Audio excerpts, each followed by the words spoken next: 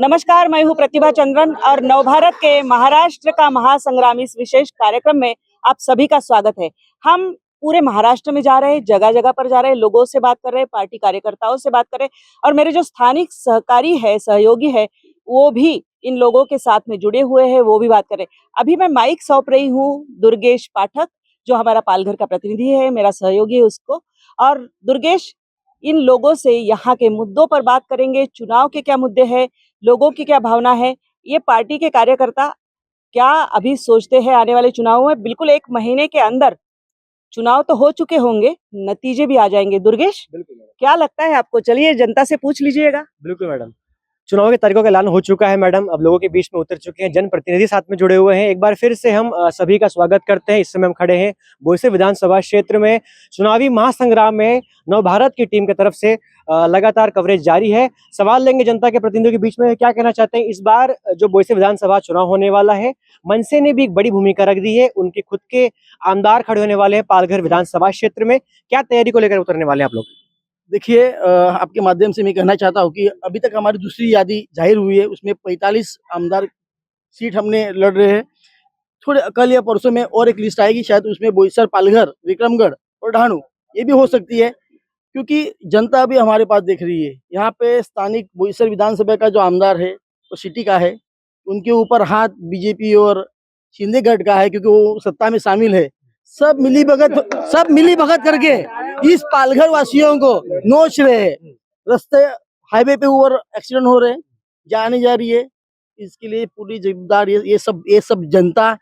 एक बड़ा आरोप कहीं ना कहीं आप सत्ताधारी पक्ष पर लगा रहे हैं। 100% आरोप नहीं है, सच्चाई है। बिल्कुल। क्या कहना चाहेंगे, बहुजन विकास आघाड़ी के 3 टर्म से आमदार बैठे हुए थे मैडम, आप पर जाहिर आरोप लग रहा है कि सत्ताधारी होने के बाद भी लगातार जो विकास काम है वो ढीला हो गया है। किस तरीके से पूरे आरोप का आप देखते हैं? पहली बात तो ये जो एमआरडीसी है, हमारा एशिया में 1 नंबर एमआरडीसी है। तो यहाँ एमआरडीसी बड़ा होने के कारण यहाँ का रास्ते का जो समस्या है वो एमआरडीसी का भी काम है। जो हमारा जो भाई ने बोला है कि जो वहाँ पे एक्सीडेंट जो होता है, तो उस रास्ते का काम एमआरडीसी का भी काम है कि वहाँ से बहुत आना जाना रहता है। दूसरी बात ऐसी है कि हमारे बोईसर में, पालघर जिले में अलग सब समाज के लोग रहते हैं। सब समाज के लोग रहते हैं एमआरडीसी में। आज जो महंगाई जिस तरह से बढ़ी हुई है, उस तरह से पगार बढ़ा हुआ नहीं है। किसी आज 10,000 12,000 पगार पे लोग काम करते हैं। जैसे महंगाई है ऐसे पगार भी बढ़ना चाहिए था। आज 18,000 20,000 22,000 पगार होना चाहिए था। यानी महंगाई और विकास का क्या तालमेल, क्या संबंध आप दर्शाना चाहते हैं? ये अभी महंगाई और विकास तो हम लोग हमारा अभी इस बार 6 आमदार खड़ा करने वाले हैं। पूरे जिले में हम लोग आमदार हमारे 6 के 6 खड़ा करने वाले हैं बहुजन विकास आघाड़ी के, और 6 के 6 लड़ने वाले विकास के ही बदौलत हम लोग चुन के आते। अगर हम विकास नहीं करते थे तो हमको कोई वोट देता था क्या? हमको कोई चुन के देता था क्या? पहला मुद्दा है, हम लोग का ये पहला मुद्दा है। इसके लिए हम लोग विकास के पीछे में आगे पीछे हटते नहीं है, रातों दिन विकास के पीछे ही रहते हैं। बिल्कुल। तो ऐसे में इस तरफ उद्धव गट यानी मशाल चिन्ह के जो तमाम पदाधिकारी एक तरफ खड़े हुए हैं, क्या कहना चाहते हैं? उद्धव गट कहीं ना कहीं शिंदे गट से अलग चुका है, असली शिवसेना नकली शिवसेना का अब ये डिबेट शुरू हो गया है। किस तरीके से उद्धव गट के पदाधिकारी इसको देख रहे हैं? उद्धव गट नहीं है, शिवसेना है, असली शिवसेना उनका शिंदे गट देगा। और दूसरी बात रही इसका इलेक्शन का तो अभी 1 महीने के बाद मालूम पड़ेगा। अभी इनको 1 महीना ना, 1 महीना ये शिंदे गट दिखेगा, 1 महीने के बाद शिंदे गट दिखेगा ही नहीं। बड़े कॉन्फिडेंस है अब इस चीज को लेकर, 1 महीने बाद कुछ अलग होने वाला, कुछ चमत्कार होने वाला? होएगा ना, सिंपत्ति है उद्धव साहब के साथ, पूरा सिंपत्ति है। सिंपैथी वोट बैंक पर आप लोग चुनाव लड़ रहे हैं? लड़ रहे ना विकास काम पे ना। उन्होंने क्या किया, पहले आमदार पोड़े खाजा, उनका ही सिंपत्ति उद्धव साहब के साथ जुड़ा है ना, वही सिंपत्ति जुड़ा है ना। सिंपैथी मैजिक बन के सामने आएगा? वही लोकसभा में दिखा ना, 18 महायुति का सीट कितना हुआ? 18 हुआ ना। वो किसने किया? अकेला उद्धव साहब की वजह से हुआ। पालघर विधानसभा की बात करें तो बीजेपी आगे निकल गई है। पालघर विधानसभा, पालघर लोकसभा की बात वो करें पैसे का ये हुआ, पैसे के। इस तरफ बीजेपी के तमाम पदाधिकारी हैं, किस तरीके से आरोप लग रहा है कि सिंपैथी का मैजिक होगा, जनता का जो कहीं ना कहीं खासदार फोड़े, आमदार फोड़े हैं, सारा आरोप बीजेपी पे लगता है। पूरी अगर बात करें तो किस तरीके से विधानसभा की तैयारी, बोईसर विधानसभा तैयारी बीजेपी कर रही है?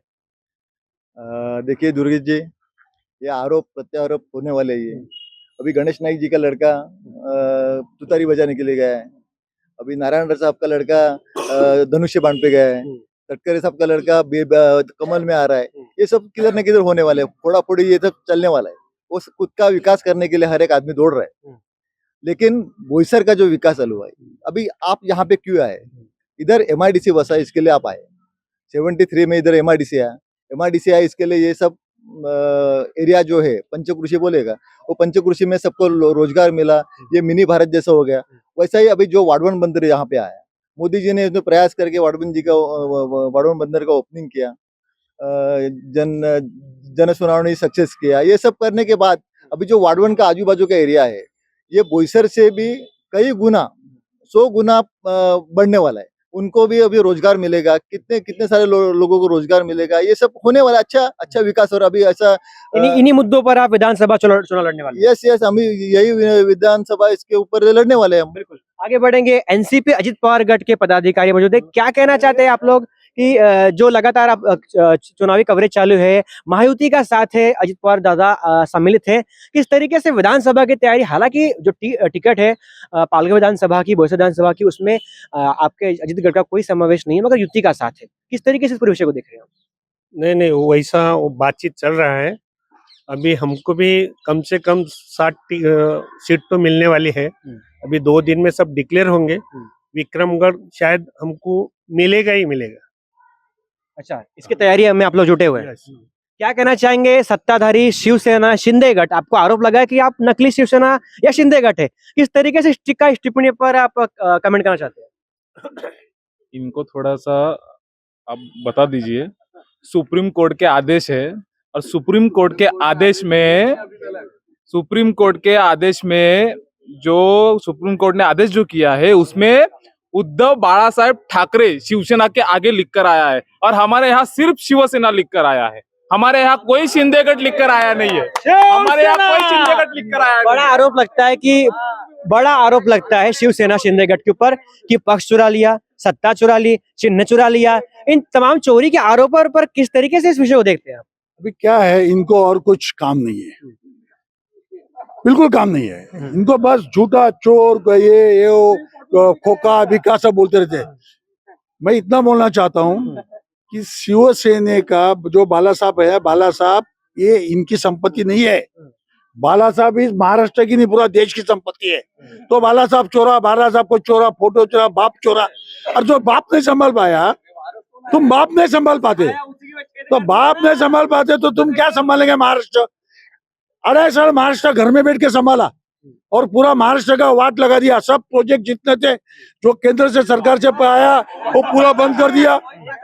कुछ नहीं है, जितना योजना, जितने प्रोजेक्ट जो केंद्र सरकार से आए, वो उद्धव साहब अपने शिंदे साहब आने के बाद में सब प्रोजेक्ट चालू है। तो ये लोग अपना विकास का कुछ बात कर नहीं सकते। ये लोग प्लीज घर में बैठ के हमारा परिवार वो ही करेंगे, बाकी इनको कुछ आता नहीं है। मनसे की क्या भूमिका होने वाली है? मनसे भी एक बड़ा उन्होंने कमेंट दे दिया, आज साहब का आदेश हो गया कि चुनाव लड़ना है, डिसाइड कर लिया है। इतने सारे आपके पास कार्यकर्ता है, वोटर्स है, जब साल में मिलावा होता है तो हजारों की भीड़ आती है, मगर आमदार चुन के सिर्फ एक आता है। इस पे क्या टिप्पणी? क्योंकि राज साहब का जो विचार है वो नोटों में नहीं है, उनके दिमाग से और विकास के रूप से है। अभी आपने देखा रहेगा इलेक्शन के टाइम पे इतने पैसे बांटते हैं, इतने लोगों की गाड़ियां जब्ती होती है, मगर हमारा मनसे का एक भी नाम आदमी का आता नहीं है कि उन्होंने पैसा बांटा है। हम लोगों के मन में जाके लोगों के सच्चाई से काम करने वाले। हमें लोगों ने चुन के दे या नहीं दे, मगर हम पे आज तक ठप्पा नहीं लगाया कि हम लोग ने किधर पे कुछ पैसे का घोटाला किया है। अभी तक इन्होंने जो किया है, सत्ता भोगी जो भी किया है, मगर इसके बाद आने वाले चुनाव में लोगों के पास एक विश्वास है कि ये महाराष्ट्र का कोई विकास कर सकता है, तो ये राज साहब कर सकते हैं। अभी आप देख रहे वाडवन बंदर जो आ रहा है, इस राज साहब ने सीधा बताया देश का प्रोजेक्ट है, इसको हमेशा एक अच्छे नजर से देखना चाहिए कि हमारा देश डेवलपमेंट होना चाहिए। मगर राज साहब ने एक बात जरूर कही है कि यहाँ के लोग स्थानिक जो है उन पे अन्याय नहीं होना चाहिए। और इस मुद्दे पे राज साहब ने जो बताया कि हम लोग एकला चलो रे, हम चलेंगे। हमारा एक आमदार है, मगर पूरे महाराष्ट्र में सबको भारी गिरता है, सब एमएलए को भारी गिरता है। और राज साहब का जो वर्ड है वो कभी गिरता नहीं है, उन्होंने बोला वो काम हो जाता है। बिल्कुल, ऐसे में कुछ सामाजिक कार्यकर्ता भी यहाँ पर जुड़े हुए हैं। क्या मुद्दा है पालघर जिले का? किस विकास कामों पर तमाम पक्ष यहाँ पर खड़े हुए हैं? सत्ता भोगने वाले भी हैं, जिनके मुख्यमंत्री बैठे हुए हैं राज्य में, वो भी यहाँ पर है। किस विषयों को लेकर आज भी यहाँ का पालघर जिला के लोग वंचित है? मैं सबसे पहले एक बात कहूंगा कि सामान्य से गरीब आदमी मतलब कचरा उठाने वाला 50 पैसे का जो माचिस खरीदता है या 1 रुपए का, वो भी इंक्लूडिंग ऑल टैक्सेस है। यानी मैं एक टैक्स पेयर हूँ तो क्या वो टैक्स पेयर नहीं है? वो भी हर चीज जो भी खरीद रहा है तो टैक्स पेयर से खरीदता है। जब सामान्य जनता पैसा देने में कसर नहीं कर रही है तो फिर हम पालघर जिले के पूर्ति कहते हैं कि 6 आमदार, 1 खासदार, 1 पालक मंत्री और इतना बड़ा सिस्टम होने के बाद भी अगर जनता, सामान्य जनता को मोर्चा और आंदोलन निकालना पड़े तो कहीं तो ये फेल्योरिटी है। दूसरी बात, जैसे पहले टैप्स एंड बीआरसी आया, 1 and 2 हो गया, 3 and 4 व्हाटएवर जो भी आया, अभी आया वार्ड 1 बंदर। आज भी टैप्स एंड बीआरसी में देखेंगे तो स्थानिकों को रोजगार नहीं मिला है। स्थानिकों को रोजगार नहीं। आप क्या किए कि इनको जगह दे दिया, पैसे दे, गुंठे का ये फलाना चीज रेट दे दिया, बात खत्म। इनका तो पूरा सिस्टम खंडित कर दिया। अब उसके बाद नौकरी कहाँ से आएगी? नौकरी आज भी 80% जो शासन का जीआर है, वो हमारा कहना नहीं है, या महेश दौड़ी का पर्सनल कहना नहीं है, शासन जीआर है 80% आपको स्थानिक लेना है। अब स्थानिक शायद परप्रांतीय हो, भूमिपुत्र हो, व्हाटएवर कोई हो, लेकिन स्थानिक नहीं लिया जाता है। क्यों? तो ये कहीं ना कहीं तो गलत चीज चल रही है। अगर टैप्स एंड बीआरसी में आज भी आप सर्वे करेंगे तो सबके सब बाहर से लोग हैं। हमारे यहाँ सिर्फ गटर साफ करने के लिए, कचरा उठाने के लिए। स्थानिकों को अब तक यहाँ पर कोई भी रोजगार नहीं है। क्या विकास काम क्या होने वाला है? किन विषय विकास मिलने वाला है? विकास क्या होने वाला है? 2000 का नोट भी बंद हो गया, कंपनी बंद हो रही है बोईसर में देखो ना आप, कंपनी पूरा बंद हो रहा है। नोटबंदी के बाद कंपनी बंद हो गया है। मार्केट और सोने का भाव भी इतना बढ़ रहा है। वो बोल रहे थे लाड़की बहन योजना, सोने का भाव क्या हो गया है? लाड़की बहन योजना 1500 रुपया लेके जाके सोना खरीदने वाले है क्या? मेरे को बताओ एक बात। एक आधार दिया है, इनका ऐसा कहना है कि जो कुछ भी नहीं था कुछ तो भी दिया है, इनका ऐसा कहना है। तेल का भाव बढ़ गया है, राशन का भाव बढ़ गया, हर चीज का भाव बढ़ गया है। मैडम, लाड़की बहन ये जो प्रश्न उठाया इस पे सवाल है। बेचारे बहने, और सही में बोला जाए तो जो अभी जो बताया गया है कि 2 करोड़ से ज्यादा महिलाओं को पैसा मिला है, पर सही में देखा जाए तो इसकी अच्छी तरह से जो वेरिफिकेशन करना चाहिए उस तरह से हुआ नहीं है। जो घर काम करने वाली जो महिलाएं, उनको इसका लाभ बहुत ज्यादा महिलाओं को नहीं मिला है इसमें। तो ऐसे में लगातार देखा किस तरीके से यहाँ पर लगातार बहुजन विकास आघाड़ी के आमदार, जो सत्ताधार पार्टी है, पिछले 3 टर्म से यहाँ पर बैठे हुए थे। उनका ऐसा कहना है कि लाड़की बहन योजना किसी काम की नहीं है। इस पे कहीं ना कहीं पूरी तरीके से समझने की जरूरत है। कितने ऐसे भोक्ता हैं जिनको असल में जरूरत थी पैसों की, उनको नहीं मिल पाया, जिनको मिला है वो 1500 रुपए किसी काम के नहीं है। यहाँ पर कहना सत्ताधारी ने कहा कि सीएम साहब 2.5 साल के बाद सत्ता में आए तो बड़ा काम करने लगे। ऐसे में अब देखने का विषय होगा। उद्धव बाला ठाकरे गट का ऐसा कहना है कि अब असली नकली का फर्क 1 महीने में सामने आ जाएगा। मनसे ने कहा कि यहाँ पर विकास काम नहीं हो रहा है।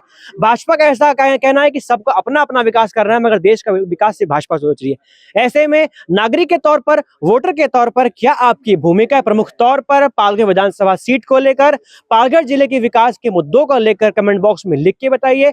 नवभारत के इस महाराष्ट्र के महाविकास दौरे पर किस तरीके से आपकी भूमिका है, हमें कमेंट बॉक्स में लिख के बताइए। और किस तरीके से इस विषय को, इस महाराष्ट्र के 24 के चुनाव को आप देखते हैं, ये भी लिख के बताइए। और जाने के पहले चलो सब्सक्राइब जरूर करिए।